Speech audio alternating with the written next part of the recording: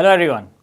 हम accounting standard for a not for profit organisation के chapter cover कर रहे थे और एक एनपीओ के अकाउंटिंग स्टैंडर्ड में हमने अपने पिछले लेक्चर्स में, अपनी पिछले डिस्कशंस में एक एनपीओ के फाइनेंशियल स्टेटमेंट्स में जो डिफरेंट कैटेगरीज, डिफरेंट टाइप्स के फंड्स आते हैं, उनकी क्लासिफिकेशन, उनकी प्रेजेंटेशन, उनके डिस्क्लोजर के हवाले से डिस्कशन किया। फिर इन डिफरेंट कैटेगरीज के फंड्स में जो कॉन्ट्रीब्यूशन गिर रहा होगा, जो इन्वेस्टमेंट इनकम आ रही होगी और इन डिफरेंट फंड से जो एक्सपेंसेस या फंड्स की यूटिलाइजेशन हो रही होगी, इन सारी चीज़ों की अकाउंटिंग ट्रीटमेंट को हमने डिटेल में कवर किया।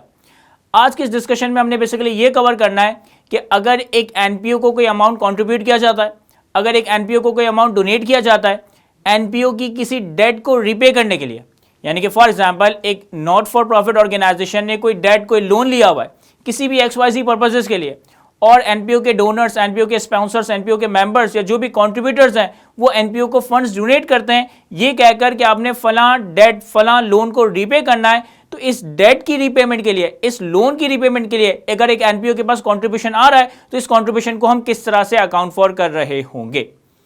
अगर तो एक नॉट फॉर प्रॉफिट ऑर्गेनाइजेशन को contribution for the repayment of debt receive हो रहा है, यानी कि एनपीओ के डोनर्स एनपीओ में अमाउंट डोनेट कर रहे हैं, एनपीओ में अमाउंट कंट्रीब्यूट कर रहे हैं, ये कहकर के इस अमाउंट से, इस कंट्रीब्यूशन से एनपीओ को अपनी डेट रिपे करनी है, तो इसकी अकाउंटिंग ट्रीटमेंट इस बात के ऊपर डिपेंडेंट है, इस बात के ऊपर कंटिंजेंट है कि ओरिजिनली वो डेट लिया क्यों गया था।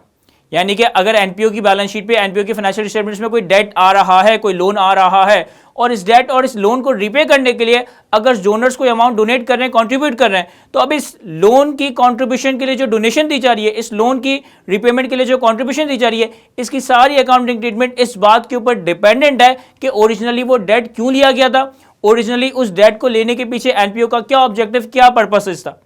और जिस तरीके से हमने डिफरेंट तरह की कंट्रीब्यूशंस की टाइप्स कवर की थी, डिफरेंट तरह की कंट्रीब्यूशंस की कैटेगरीज कवर की थी, हमारे पास कंट्रीब्यूशन एंडोमेंट कंट्रीब्यूशन हो सकता है, हमारे पास कंट्रीब्यूशन एक्सटर्नली रिस्ट्रिक्टेड कंट्रीब्यूशन हो सकता है, फिर एक्सटर्नली रिस्ट्रिक्टेड कंट्रीब्यूशन में हमारे पास for current year expenses, for future expenses, for purchase of depreciable asset, for purchase of non depreciable asset हो सकता है, या फिर हमारे पास कोई अनरिस्ट्रिक्टेड या जनरल कंट्रीब्यूशन हो सकती है।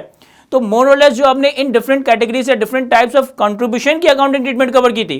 कुछ कंट्रीब्यूशंस को हम statement of income and expenditure में प्रेजेंट करते थे, कुछ कंट्रीब्यूशंस को हम डेफर्ड लायबिलिटी के तौर पे बैलेंस शीट पे रिकॉग्नाइज करते थे और फिर फ्यूचर में अमोर्टाइज करते थे, कुछ कंट्रीब्यूशंस को हम statement of changes in net assets में डायरेक्टली रेलेवेंट फंड में इंक्रीज कर देते थे। तो जो accounting treatment in different categories के फंड्स में डिफरेंट तरह की कंट्रीब्यूशन की हमने कवर की थी, मोर और लेस वही अकाउंटिंग ट्रीटमेंट इस डेट की रिपेमेंट के लिए आने वाली कंट्रीब्यूशन की जा रही होगी। तो हमारे पास कुछ 3-4 मल्टीपल सिनेरियोज है, इन सारे सिनेरियोज को हम वन बाय वन डिस्कस करेंगे और इनके ऊपर कुछ एग्जांपल्स कवर कर रहे होंगे। लेकिन इन सारे डिस्कशन, इन सारे एग्जांपल का क्रक्स ये है कि जो अकाउंटिंग ट्रीटमेंट आपने किसी भी रेलेवेंट फंड की कंट्रीब्यूशन के हवाले से कवर की थी, जो अकाउंटिंग ट्रीटमेंट किसी भी रेलेवेंट फंड में गिनने वाली अकाउंटिंग कंट्रीब्यूशन के हवाले से कवर किया गया था, मोर और लेस वही अकाउंटिंग ट्रीटमेंट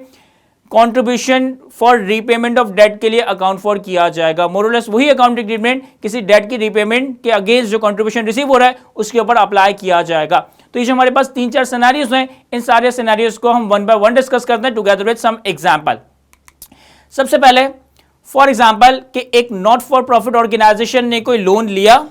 एक नॉट फॉर प्रॉफिट ऑर्गेनाइजेशन ने, एक एनपीओ ने कोई लोन, कोई डेट लिया फ्यूचर एक्सपेंसेस को फंड करने के लिए, फ्यूचर एक्सपेंसेस को मीट करने के लिए।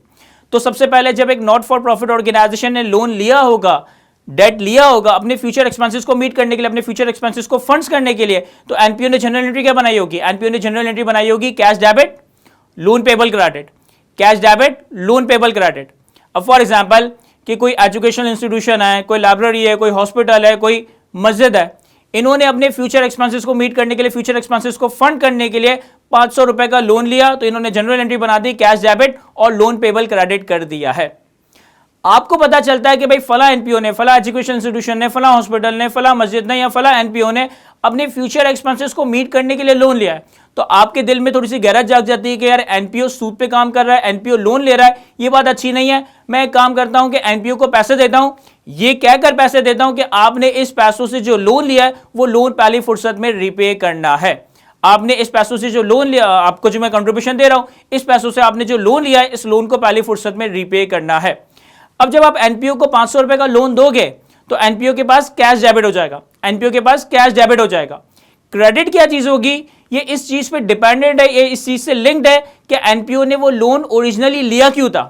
सर एनपीओ ने वो लोन ओरिजिनली लिया था फ्यूचर एक्सपेंसेस को फाइनेंस करने के लिए, फ्यूचर एक्सपेंसेस को फंड्स करने के लिए, फ्यूचर एक्सपेंसेस को मीट करने के लिए। अब यूं सोचें कि अगर आप इस एनपीओ को फ्यूचर एक्सपेंसेस के लिए कोई डायरेक्ट डोनेशन, कोई डायरेक्ट कंट्रीब्यूशन करते, अगर आप इस एनपीओ के फ्यूचर एक्सपेंसेस को मीट करने के लिए, expenses for the future period को फाइनेंस करने के लिए, फंड करने के लिए अगर कोई डायरेक्ट कंट्रीब्यूशन, डायरेक्ट लोन देते, तो ये एनपीओ के पर्सपेक्टिव से एक्सटर्नली रिस्ट्रिक्टेड कंट्रीब्यूशन होता, ये एनपीओ के पर्सपेक्टिव से externally restricted contribution for future expenses होता। और इसकी अकाउंटिंग ट्रीटमेंट क्या होती कि एनपीओ इस कंट्रीब्यूशन को, इस डोनेशन को डेफर्ड कंट्रीब्यूशन यानी कि डेफर्ड लायबिलिटी के तौर पे अपने पास स्टेटमेंट ऑफ फाइनेंशियल पोजीशन यानी कि बैलेंस शीट पे लेकर चली जाती। तो अगर फ्यूचर एक्सपेंसेस के लिए लोन लिया गया है और आप इस एनपीओ को डोनेशन दे रहे हो ये कहकर कि इस फ्यूचर एक्सपेंसेस के लिए जाने वाले लोन को आपने रिपे करना है, तो आपकी इस कंट्रीब्यूशन की भी सेम वही ट्रीटमेंट होगी। यानी कि एनपीओ आपकी कंट्रीब्यूशन के अगेंस्ट एंट्री बनाएगा कैश डेबिट और डेफर्ड कंट्रीब्यूशन अपने पास एक लायबिलिटी अपनी बैलेंस शीट में, अपनी स्टेटमेंट ऑफ फाइनेंशियल पोजीशन में प्रेजेंट कर देगा। अब एनपीओ ने जब लोन लिया तो cash debit, loan payable credit कर दिया 500 रुपए से। जब आपने एनपीओ को फंड्स दिए, कंट्रीब्यूशन दिया, ये कहकर के ये लोन रिपे किया जाए, तो एनपीओ ने एंट्री बनाई cash debit, deferred liability, deferred contribution, deferred liability credit. आपने एनपीओ को पैसे क्यों दिए थे? क्योंकि इस लोन को रिपे करना था। तो इसका मतलब है कि एनपीओ अगले ही वक्त, अगले ही लम्हे इस लोन को रिपे कर रही होगी। यानी कि एनपीओ एंट्री क्या बनाएगी? Loan payable debit, cash credit, loan payable debit, cash credit, क्योंकि एनपीओ ने आपके कहने पे, आपकी कंट्रीब्यूशन से एनपीओ ने अपना लोन रिपे कर दिया है। अब आपने ये जो कंट्रीब्यूशन दिया था ये लोन की रिपेमेंट के लिए दिया था, ये लोन लिया गया था फ्यूचर एक्सपेंसेस को मीट करने के लिए। तो जैसे जैसे फ्यूचर में एक्सपेंसेस होते जाएंगे वैसे वैसे ये डेफर्ड कंट्रीब्यूशन, वैसे वैसे ये डेफर्ड लायबिलिटी एनपीओ फ्यूचर में अमोर्टाइज करता जाएगा और अपने पास कंट्रीब्यूशन इनकम रिकॉग्नाइज कर रहा होगा। फॉर एग्जांपल कि एनपीओ ने अगले 3 सालों के इलेक्ट्रिसिटी बिल को फाइनेंस करने के लिए लोन लिया था 500 रुपए का। आपको पता चला आपने एनपीओ को डोनेशन दिया ये कहकर के इस लोन को रिपे कर दिया जाए। तो एनपीओ ने जब लोन लिया cash debit, loan payable credit 500 से, आपने जब एनपीओ को डोनेशन दिया ये कहकर के इस लोन को रिपे कर दो, मेरे पैसों से अगले 3 साल का इलेक्ट्रिसिटी बिल पे कर देना। तो cash debit, deferred contribution, deferred liability credit, NPO ने वो लोन रिपे कर दिया तो loan payable debit, cash credit 500 रुपए से। अब अगले 3 सालों में जैसे जैसे एनपीओ एक्चुअली इलेक्ट्रिसिटी का एक्सपेंस इनकर कर रहा होगा वैसे वैसे आपसे मिलने वाली कंट्रीब्यूशन जो डेफर्ड कंट्रीब्यूशन लायबिलिटी के तौर पे रिकॉग्नाइज है वो अमोर्टाइज होती जाएगी और कंट्रीब्यूशन इनकम आने वाले 3 सालों में ओवर द पीरियड रिकॉर्ड होता जाएगा। तो ये हमारे पास पहली कंट्रीब्यूशन थी जो कि एक ऐसे डेट को रिपे करने के लिए दिया गया था जो कि डेट ओरिजिनली फ्यूचर एक्सपेंसेस को फाइनेंस करने के लिए लिया गया था। इसके बाद ऐसा भी हो सकता है कि एक नॉट फॉर प्रॉफिट ऑर्गेनाइजेशन किसी डेप्रिशिएबल एसेट परचेज करने के लिए लोन ले, एक नॉट फॉर प्रॉफिट ऑर्गेनाइजेशन किसी डेप्रिशिएबल एसेट को परचेज करने के लिए लोन ले और आपकी तरफ से इस नॉट फॉर प्रॉफिट ऑर्गेनाइजेशन को कंट्रीब्यूशन दिया जाए, डोनेशन दिया जाए ये कहकर कि इस स्पेसिफिक लोन को रिपे करना है। फॉर एग्जाम्पल कि एक मस्जिद है, मस्जिद में फर्नीचर्स की हालत बहुत बुरी हुई है, तो मस्जिद के इमाम साहब ने पहले लोगों को बड़ा मोटिवेट किया कि आप लोग डोनेट करें, आप लोग कंट्रीब्यूशन करें ताकि मस्जिद के लिए नया फर्नीचर खरीदा जाए। लोगों ने ज्यादा मोटिवेशन, लोगों ने ज्यादा पार्टिसिपेशन शो नहीं की तो इमाम साहब ने तंग आकर लोन से कुछ फर्नीचर परचेज कर लिया। यानी कि इमाम साहब ने मस्जिद के लिए लोन लिया और उस लोन से मस्जिद के लिए फर्नीचर परचेज कर लिया। तो इमाम साहब ने एंट्री क्या बनाई होगी? इमाम साहब ने सबसे पहले एंट्री बनाई होगी जब लोन लिया होगा cash debit, loan payable credit 500 रुपए से, cash debit, loan payable credit 500 रुपए से। फिर इमाम साहब ने 500 रुपए का फर्नीचर खरीदा तो furniture debit, cash credit, loan से आने वाले पैसों से फर्नीचर खरीद लिया तो कैश फर्नीचर डेबिट और कैश क्रेडिट हो गया होगा। अब अगली जब भी तबलीग हुई या जो भी खुतबा वगैरह हुआ तो इमाम साहब ने कहा कि मैं काफ़ी अरसे से लोगों को मोटिवेट कर रहा था कि मस्जिद का फर्नीचर पुराना हो गया है तो इसके लिए डोनेशन दें, इसके लिए कंट्रीब्यूशन दें, लेकिन किसी ने भी एज सच कोई प्रॉपर डोनेशन या कंट्रीब्यूशन नहीं दी। तो अब मस्जिद की इंतजामिया ने लोन लेकर फर्नीचर परचेज कर लिया है। अब यहां पे आपके दिल में थोड़ी सी गैरत जागती है कि यार मस्जिद जैसे इदारे को लोन लेना पड़ रहा है क्योंकि लोग डोनेट नहीं कर रहे और मस्जिद लोन लेकर फर्नीचर परचेज कर रहा है। तो आपके दिल में थोड़ी सी गैरत आई, आप मस्जिद के इमाम साहब के पास पहुंचे और मस्जिद के इमाम साहब को पैसे दिए ये कहकर कि ये जो आपने मस्जिद के फर्नीचर के लिए लोन लिया है इन पैसों से ये फर्नीचर के लोन को रिपे कर दिया जाए। जब इमाम साहब को आपने वो पैसे दिए, वो पैसे कंट्रीब्यूट किए, वो पैसे डोनेट किए ये कहकर कि जो फर्नीचर के लिए लिया गया लोन है इस लोन को रिपे किया जाए, तो इमाम साहब ने कैश डेबिट किया होगा, मस्जिद के इंतजामिया ने कैश डेबिट किया होगा। अब क्रेडिट क्या करेंगे? अगेन क्रेडिट क्या करेंगे, ये डिपेंड करता है इस बात के ऊपर कि वो लोन ओरिजिनली लिया क्यों गया था। सर वो लोन लिया गया था एक डेप्रिशिएबल एसेट को परचेस करने के लिए। आम हालात में अगर आप एक एनपीओ को डेप्रिशिएबल एसेट परचेस करने के लिए डायरेक्टली कोई कंट्रीब्यूशन देते, डायरेक्टली कोई डोनेशन देते, तो इस केस में एनपीओ के पर्सपेक्टिव से ये एक्सटर्नली रिस्ट्रिक्टेड कंट्रीब्यूशन है। एनपीओ के पर्सपेक्टिव से ये externally restricted contribution for purchase of depreciable asset है। और externally restricted contribution for purchase of depreciable asset के केस में cash debit, deferred contribution, liability credit किया जाता है। तो अब इस तरह के लोन को रिपे करने के लिए आपने जो डोनेशन, आपने जो कंट्रीब्यूशन दिया, सर इस मस्जिद का इमाम या मस्जिद की इंतजामिया एंट्री क्या बना रही होगी? कैश डेबिट कर रही होगी और deferred contribution, deferred liability credit कर रही होगी, जो कि statement of financial position balance sheet में प्रेजेंट हो जाएगा। चूंकि मस्जिद की इंतजामिया के पास लोन को रिपे करने के लिए पैसे आ गए, तो अगले ही लम्हे उस लोन को रिपे कर दिया जाएगा, यानी कि लोन पेबल डेबिट हो जाएगा, कैश क्रेडिट हो जाएगा। लोन पेबल 500 रुपए से डेबिट हो जाएगा, कैश क्रेडिट हो जाएगा। अब ये जो फर्नीचर परचेस किया गया था, जैसे जैसे ये furniture over the useful life depreciate होगा,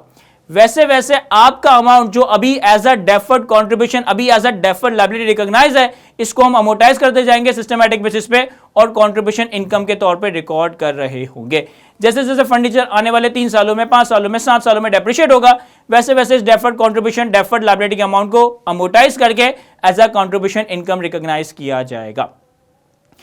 इसी तरीके से तीसरा सिनेरियो हमारे पास कि एक एनपीओ ने एक नॉन डेप्रिशिएबल एसेट को परचेस करने के लिए लोन लिया, एक नॉन डेप्रिशिएबल एसेट को परचेस करने के लिए लोन लिया और आपने उस लोन को रीपे करने के लिए कोई कंट्रीब्यूशन कर दिया। फॉर एग्जांपल कि एक लाइब्रेरी है जहां पे स्टूडेंट के एजुकेशन के लिए, स्टूडेंट के पढ़ने के लिए एक जगह अलोकेट की गई है और वो जगह कम बढ़ जाती है। डेली बेसिस पे कुछ स्टूडेंट्स ऐसे होते हैं जो कि लाइब्रेरी में आते हैं, लेकिन सीट्स की अवेलेबिलिटी ना होने की वजह से उनको वापस जाना पड़ता है। तो अब लाइब्रेरी ने क्या किया कि एक लोन लिया और एक एडिशनल हॉल, एक additional piece of land buy कर लिया। लाइब्रेरी की इंतजामिया ने क्या किया कि लाइब्रेरी के एरिया को एक्सटेंड करने के लिए एक लोन लिया और उस लोन से एक एडिशनल प्लॉट ऑफ लैंड, एक additional piece of land acquire कर लिया, ताकि वहां पे भी लाइब्रेरी कंस्ट्रक्ट हो, ताकि वहां पे भी लोगों को, स्टूडेंट्स को सिटिंग अरेंजमेंट प्रोवाइड की जा रही हो। तो सबसे पहले इस लाइब्रेरी की इंतजामिया ने लोन लिया, cash debit, loan payable credit, cash debit, loan payable credit. फिर इस लोन से एक लैंड परचेस की, तो land debit, cash credit, land debit, cash credit. अब आपकी नॉलेज में आता है कि यार फला लाइब्रेरी ने अपने एरिया को इंक्रीज करने के लिए एक लैंड परचेस की है और इस लैंड को परचेस करने के लिए लाइब्रेरी के पास पैसे नहीं थे, तो लाइब्रेरी ने लोन लेकर उस लैंड को परचेस किया। आपको ख्याल आया कि यार जिस वक्त मैं स्टूडेंट था तो मैं भी इस लाइब्रेरी में ही जाकर पढ़ता था, यहां से ही पढ़कर मेरी चार्टर्ड अकाउंटेंसी कंप्लीट हुई है, तो मुझे इस लाइब्रेरी को थोड़ा सपोर्ट करना चाहिए, मुझे इस लाइब्रेरी की थोड़ी हेल्प करनी चाहिए। आप पहुंचे लाइब्रेरी की इंतजामिया के पास और लाइब्रेरी की इंतजामिया से कहा कि आपने इस लाइब्रेरी के extended area, extended plot of land को परचेज करने के लिए जो लोन लिया है, मैं आपको पैसे दे रहा हूं, आपको इस पैसे से ये लोन ही रिपे करना है। लाइब्रेरी की इंतजामिया कैश डेबिट करेगी जब आप उसे पैसे दोगे। क्रेडिट क्या करेगी? अगेन डिपेंड करता है इस बात के ऊपर कि लाइब्रेरी की इंतजामिया ने वो लोन लिया क्यों था। सर लाइब्रेरी की इंतजामिया ने वो लोन लिया था एक नॉन डेप्रिशिएबल एसेट को बाय करने के लिए। यूं सोचे आप अगर डायरेक्टली इस लाइब्रेरी को कंट्रीब्यूशन या डोनेशन देते एक नॉन डेप्रिशिएबल एसेट परचेस करने के लिए, तो एनपीओ के पर्सपेक्टिव से, लाइब्रेरी के पर्सपेक्टिव से ये एक्सटर्नली रिस्ट्रिक्टेड कंट्रीब्यूशन है, ये externally restricted contribution for purchase of non depreciable asset है। और externally restricted contribution for purchase of non depreciable asset के केस में हम क्या करते हैं कि जो भी कंट्रीब्यूशन रिसीव होता है इसे हम अपने पास इनकम एंड एक्सपेंडिचर स्टेटमेंट में एज अ इनकम लेकर नहीं जाते, इसे हम अपने पास बैलेंस शीट पे स्टेटमेंट ऑफ फाइनेंशियल पोजीशन में एज अ लायबिलिटी रिकॉर्ड नहीं करते, बल्कि नॉन डेप्रिशिएबल एसेट को परचेज करने के लिए अगर कोई कंट्रीब्यूशन रिसीव हो, इसे हम directly statement of changes in net assets, statement of changes in net funds में as a increase in net assets, as a increase in net fund present कर देते हैं। अब यहां पे हमारे पास ऑप्शन है कि हम चाहें तो इस अमाउंट को डायरेक्टली जनरल फंड में भी इंक्रीज कर सकते हैं, या फिर हम एक सेपरेट फंड क्रिएट कर दें, फॉर एग्जांपल लैंड फंड के नाम से। हम चाहें तो डायरेक्टली जनरल फंड्स में भी इसे इंक्रीज कर सकते हैं। तो आपने इस लाइब्रेरी को जो डोनेशन दिया, इस लोन को रिपे करने के लिए जो लोन एक लैंड को बाय करने के लिए लिया गया था, तो आपका कैश डेबिट यानी कि एनपीओ के पर्सपेक्टिव से कैश डेबिट और जनरल फंड या land fund directly statement of changes in net assets में क्रेडिट हो जाएगा। यानी कि आपने जो ये कंट्रीब्यूशन दिया for repayment of debt that was originally taken to purchase a non depreciable asset, इसे हम बैलेंस शीट में as a deferred liability deferred contribution show नहीं करेंगे, इसे हम इनकम एंड एक्सपेंडिचर स्टेटमेंट में एज अ इनकम शो नहीं करेंगे, बल्कि हम इसे directly statement of changes in net assets या नेट फंड्स में as a increase in general fund या as a increase in separate fund present कर रहे होंगे। अब लाइब्रेरी की इंतजामिया के पास वो पैसे आ गए, लाइब्रेरी की इंतजामिया उन पैसों से लोन रिपे करेगी, loan payable debit cash credit, loan payable debit cash credit. अब इस केस में आगे कुछ भी नहीं होगा, इस केस में आगे कुछ भी नहीं होगा। क्यों? क्योंकि लैंड एक एसेट है जो कि नॉन डेप्रिशिएबल एसेट है, तो लैंड तो फ्यूचर में डेप्रिशिएट होगा ही नहीं, और आपने जो कंट्रीब्यूशन किया था वो इनकम एंड एक्सपेंडिचर स्टेटमेंट में नहीं जा रहा, वो बैलेंस शीट पे डेफर्ड लायबिलिटी डेफर्ड कंट्रीब्यूशन के तौर पर रिकॉर्ड नहीं हो रहा, तो वो भी फ्यूचर में अमोर्टाइज नहीं होगा, वो डायरेक्टली जनरल फंड या लैंड फंड के नाम से statement of changes in net assets and net fund में इंक्रीज के तौर पे शो हो गया है। और उसके बाद फिर हमारे पास लास्ट सिनेरियो है जो कि एक तरह से रेजुलर सिनेरियो है, यानी कि एनपीओ की बैलेंस शीट पे कोई लोन आ रहा है, कोई पास्ट एक्सपेंसेस को पूरा करने के लिए, कोई करंट ईयर के एक्सपेंसेस को पूरा करने के लिए एनपीओ ने कोई लोन लिया था, या किसी भी काम के लिए एनपीओ ने लोन लिया था, पर्पस डिफाइन नहीं है, बस एनपीओ की बैलेंस शीट पे एक लोन आ रहा है, एनपीओ ने एक लोन लिया है अपने करंट ईयर के एक्सपेंसेस को मीट करने के लिए, अपने पुरानी उधारियां पुराने एक्सपेंसेस को मीट करने के लिए, और आप उस लोन की रिपेमेंट के लिए एनपीओ को कंट्रीब्यूशन कर देते हो, आप इस लोन की रिपेमेंट के लिए एनपीओ को कंट्रीब्यूशन कर देते हो, तो ये बिल्कुल वैसा ही है कि आपने एनपीओ को एक जनरल एक अनरेस्ट्रिक्टेड कंट्रीब्यूशन दिया। जब आप एक एनपीओ को एक जनरल एक अनरेस्ट्रिक्टेड कंट्रीब्यूशन देते हो विदाउट एनी रिस्ट्रिक्शन, तो इस केस में एनपीओ इस कंट्रीब्यूशन को directly as a contribution income and expenditure में प्रेजेंट कर देता है। तो अगर इस तरह के लोन को रिपे करने के लिए आपने एनपीओ को कंट्रीब्यूशन दिया, तो जिस वक्त एनपीओ ने लोन लिया होगा cash debit loan payable credit क्या होगा? आपने कंट्रीब्यूशन दिया कि इस लोन को रिपे कर दिया जाए, cash debit contribution income and expenditure statement में एज अ इनकम प्रेजेंट हो जाएगा, और एनपीओ जब वो लोन रिपे कर देगा तो loan payable debit cash credit हो जाएगा। ये एक ऐसा लोन है जो कि एनपीओ ने अपने पास्ट एक्सपेंसेस, फ्यूचर एक्सपेंसेस नहीं, पास्ट एक्सपेंसेस या करंट ईयर के एक्सपेंसेस को मीट करने के लिए लिया होगा मोस्ट लाइकली। तो ये हमारे पास सारी अकाउंटिंग ट्रीटमेंट एक जगह समराइज थी कि अगर एक एनपीओ को कंट्रीब्यूशन रिसीव हो रहा है, अगर एक एनपीओ को कंट्रीब्यूशन दिया जा रहा है एनपीओ की किसी डेट को रिपे करने के लिए, तो अब अकाउंटिंग ट्रीटमेंट इस तरह से ड्राइव होगी कि वो डेट ओरिजिनली लिया क्यों गया था। जो हम डिफरेंट सिनेरियोज में डिफरेंट फंड्स के केस में कंट्रीब्यूशन की अकाउंटिंग ट्रीटमेंट कवर करते थे, मोर और लेस डेट की रीपेमेंट के लिए अगर कोई कंट्रीब्यूशन दिया जा रहा है तो यही अकाउंटिंग ट्रीटमेंट यहां फॉलो की जाएगी। आई होप ये सारी बातें मैं आपको अच्छे से एक्सप्लेन कर सका हूं। आज की गुफ्तगू को यहीं तक रखते हैं। Thank you.